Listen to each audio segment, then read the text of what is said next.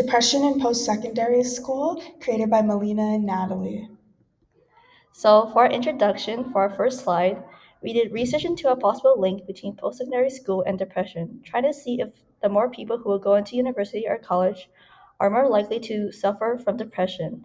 We did research into those who have graduated from any post-secondary education and the rates of depression from 1992 to 2020 between men and women in Canada. So to state our variables, our independent variable is post-secondary graduates in Canada. Our dependent strata 1 is male depression in Canada. And then our dependent strata 2 is female depression in Canada. And our linking variables would be the years. The relationship between our independent and dependent variable is that post-secondary graduates in Canada increase or decrease the depression between men and women. And the importance of our research is to have an audience to understand how school can affect your mental health even after school. So our first statistic is the mean and the median. So what does this say?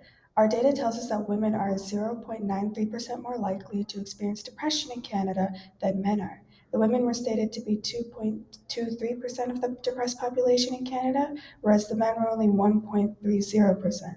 It's better to use the mean because it calculates the average of the selective data more effectively, and the mean takes its average by selecting the number in the middle of the data. So for our third slide, which is our histogram, the graphs on the slide show a gradual decrease in depression between men and women from 1992 to 2020. Depression within males peaked at the beginning of the graph, then decreased, and then increased, and then decreased again. Where the woman's graph gradually goes down um, quite consistently, and then shows that the depression for men seems to spike and then rise, while with the woman it goes down.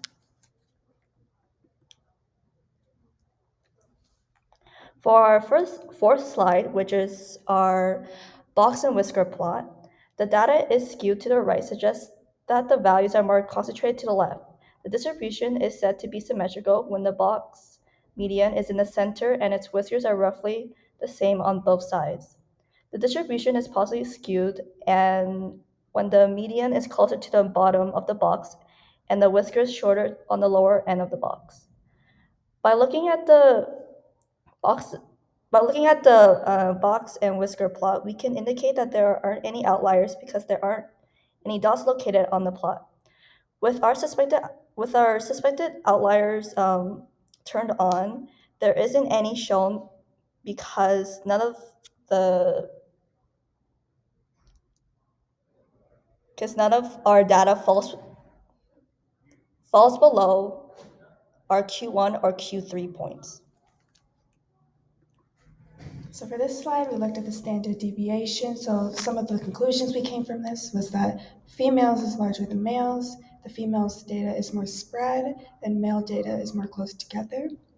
So based on our studies, strata 2 has a bigger result, meaning that the data is more spread out than strata 1, strata 2 being women, strata 1 being men, meaning that strata 1 is more consistent in its numbers percentage-wise, while strata 2 is more spread out, making it less consistent. Also, if the data is more spread, such as strata 2, that means that it's less reliable compared to strata 1.